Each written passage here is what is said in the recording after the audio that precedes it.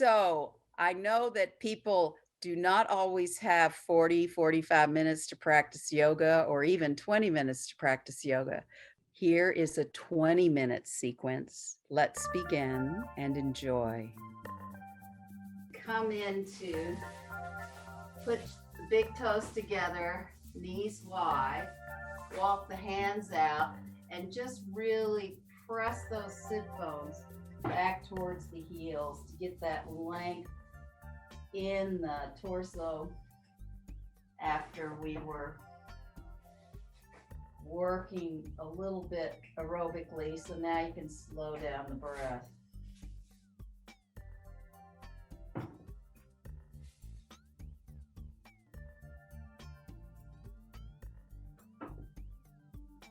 And then inhale to all fours, and you'll tuck the toes under and come into downward facing dog. And just because it feels good, you can start to just walk the legs out. You can shake the head out a little bit so you can loosen up the neck. And then, if you like to do this stretch, you can slowly bend the knees, really bring the armpits to the floor, and then straighten the legs, really working those front thighs.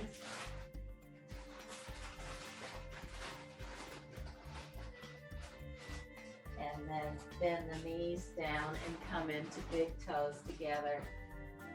Knees wide, couple of breaths here.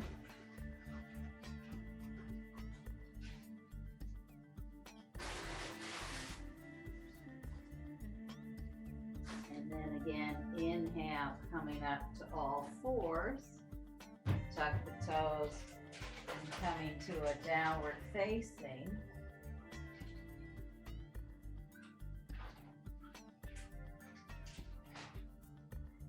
And then if you can, I'm going to walk around this way, keep the head low, bring the feet wide, and if you need something under your hand, you can have a block, but you want to make the feet parallel to the outer edges of the mat. Put your right hand in the middle. This is where if you need a block, or if you needed a chair, you could do that. And then slowly bring the opposite arm up.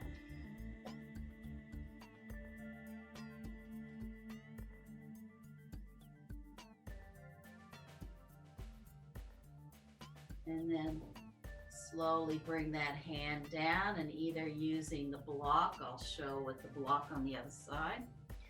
You bring the palm on the block.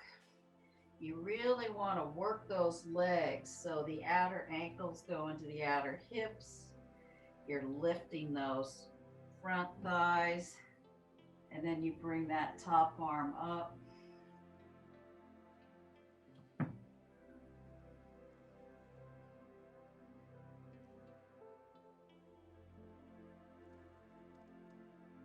And then bring those hands back to the center. And then see if you can bend the knees a little bit, bring the hands to the hips, or if you're okay in the hamstrings, you can keep the torso long. A couple of breaths here. And inhale, coming up. So your feet are already wide, and we'll do some standing poses this way, where you just want to be soft in the knees I'll do mirror image. So you'll bring that left foot toe to heel, right foot heel to toe, and then inhale those arms up, shoulder height, and you really reach, like you're trying to touch the wall over there, finding the thigh or the shin, the top arm can come up. Now again, here you want to engage those abdominals, and that's what's going to help you turn the head if you're okay in the neck. Otherwise, you can keep the head in neutral and just look forward. So you're trying to keep that head and tail in line with each other, and it's not throwing the neck back or too much forward either. And then inhale those arms up and bring the feet back to parallel.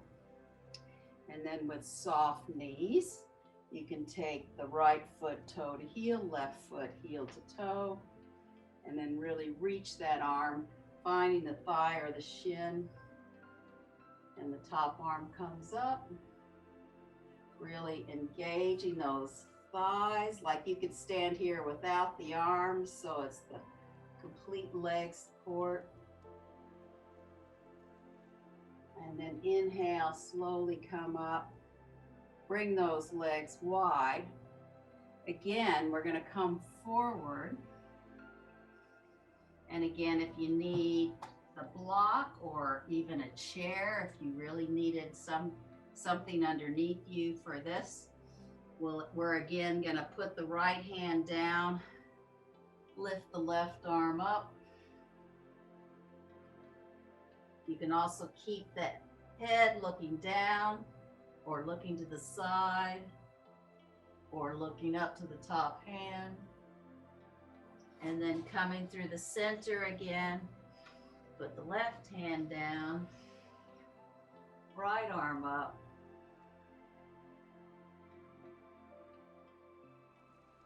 And then bring the hands to the hips, or maybe you've got your hands on the blocks. If you need to have soft knees, you can have soft knees.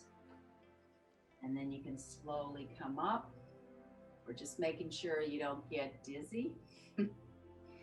And then we're already in the legs wide, so we'll take the left foot toe to heel, right foot heel to toe.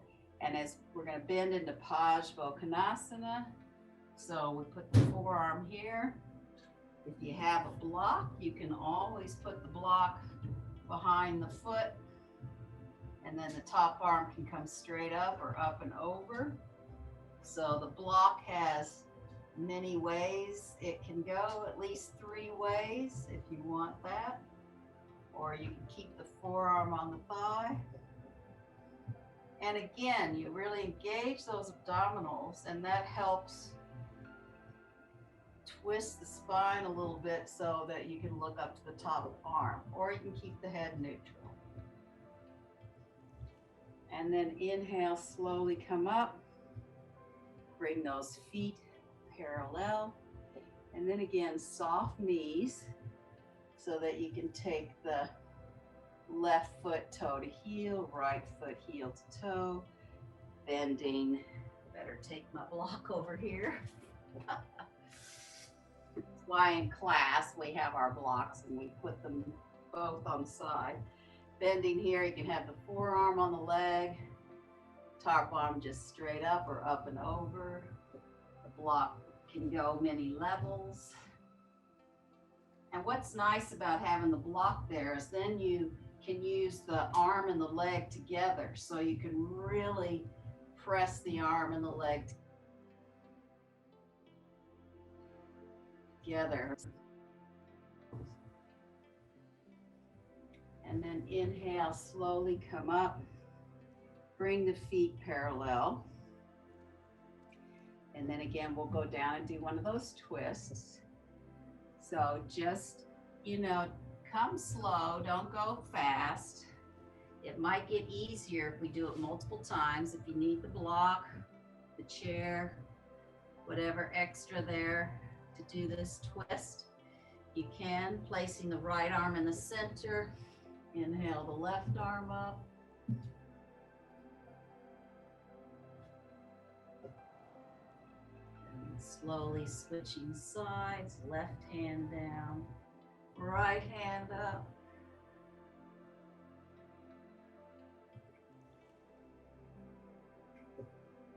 And then both hands down, or you can bring both hands to your hips for a couple of breaths, or you can have soft knees to roll up the spine, so whatever works for you.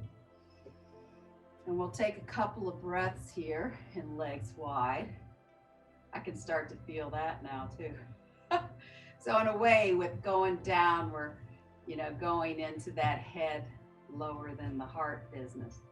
So, which can help us when we go into things like headstand. Anyway, so again, take the left foot toe to heel, right foot heel to toe. And this time it is useful to have a block. You don't have a block, you don't need to worry about it. But what we're going to do is we're going to slowly come into triangle with the top arm here for a minute. And then as we bend the leg, we inch the back foot in. If you've got the block, then you can put your hand there and bring the top leg up into Ardha Chandrasana. And if you can use the arm, you can. If not, you can just bring it down. And then what I like about this pose now is bending the front leg and really extending long so it's even longer. You can come back through triangle pose. And this pose, this particular way I learned, and then slowly come up. I learned in California 2 years ago when I went to an Iyengar class in Encinitas. And that's the way that the main teacher was practicing. So bring the arms down, a couple of breaths here. And you can always bring the block to the other side. And then bending the knees, you can take the right foot toe to heel, left foot heel to toe. And then as you bend the front, come down into the triangle first. Always have to remember what I've just done. And then bending the front leg, you can reach towards the block and put the top leg up. Or if you have a chair, what's nice is just putting the hand or leaning on the top bar of the chair. I used to teach pregnant women this way, just using chair for this pose.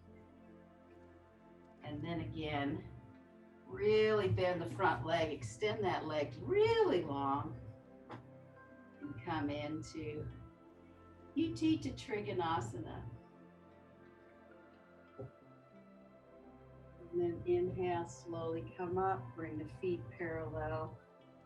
Just inching closer together. I think we did a lot of legs wide there. So just give yourself a minute to have a bit of softness and do a little bit of spine rolling just to soften some of those layers. And then we're going to come down to sitting. And this could be an easy place to have a few props if you have them. You can have a pillow, you can have blanket. So it could be useful to sit on a pillow or a blanket or a block, because we'll do legs wide sitting this way. It could be useful to have a belt, but I'll show you how to do it all. And it could be useful to have a block. So we'll come into legs wide, and if you need more height, you just take more height. Like sometimes, you need a couple of blankets, a couple of pillows, because it's very hard to sit this way. You can also modify how far out the legs go as well. Ballet dancers bring them all the way up, but my legs don't do that. The key here is to really engage the thighs, toes up to the ceiling, so that you're not rolling them back or rolling them forward, which I can't even do, but I would have a tendency more to do that. But everybody has different tendencies. So we're going to sit up as vertical as we can here. And then we're going to turn towards the right side. So this is the right side for me. Now, if you have a belt, you can bring that belt here and bring the abdominals there.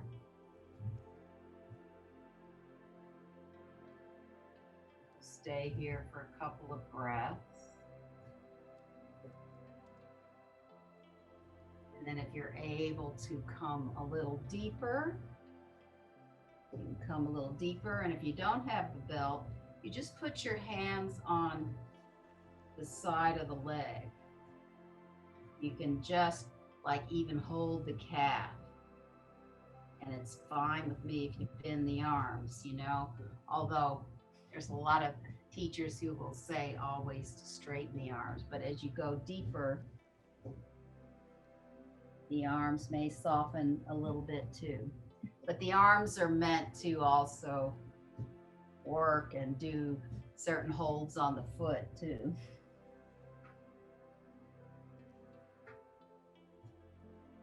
And then inhale, slowly come up and come back through the center. This is also, you know, like if you sat on something, sometimes you can put supports under your knees too if you need that. And then twist to the other side. And again, you can just bring the hands over here, or if you've got a belt or a towel. I used to teach kids where I just ask them to bring a towel because not everybody's got a belt. I think I even knew people who would find old real belts to use. Yoga belts, again, are a very specific prop that teachers started to make or have made. And there's many different kinds too. So stay here for a few breaths. And you don't want to forget about the opposite leg. You still want to be pressing that down. And if you want to hold the foot, or if you hold the belt, you can go a little bit deeper, kind of like head to knee pose.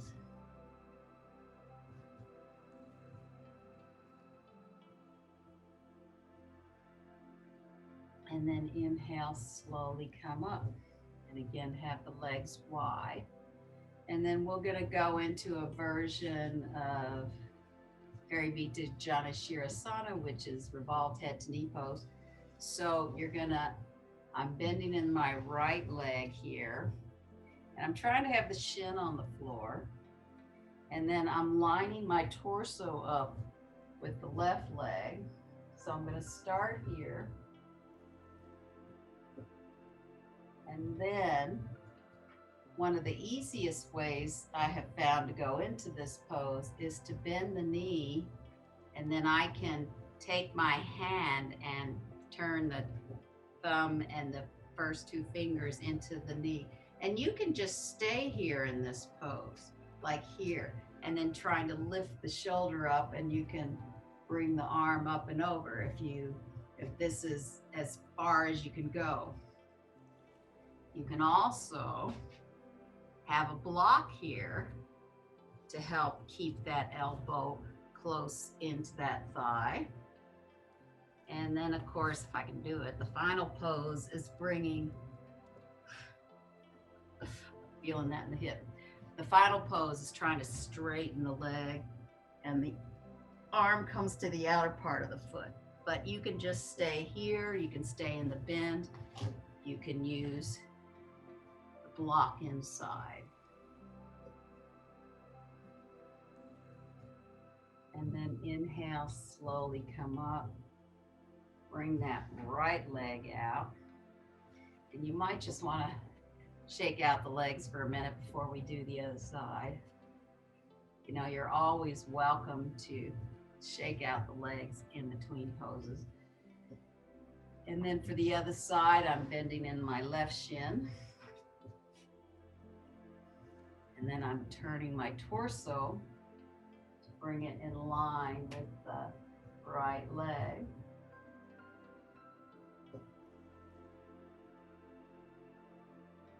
And then the next phase is bending that knee and taking the hand and turning the fingers in towards the big toe. So that helps to bring the elbow down in front of the leg. And again, I forgot to show the belt part. If you have a block, you can always put the the block in front and get that shoulder up. With the belt, of course, you can put the belt around the foot to get more in there, or you can use the belt for the top hand. And then again, the goal is to try to straighten the leg out, and the top arm comes to the outer part of the foot, and you revolve your belly up to the ceiling. And then inhale, slowly come up. And thank you for coming, and namaste.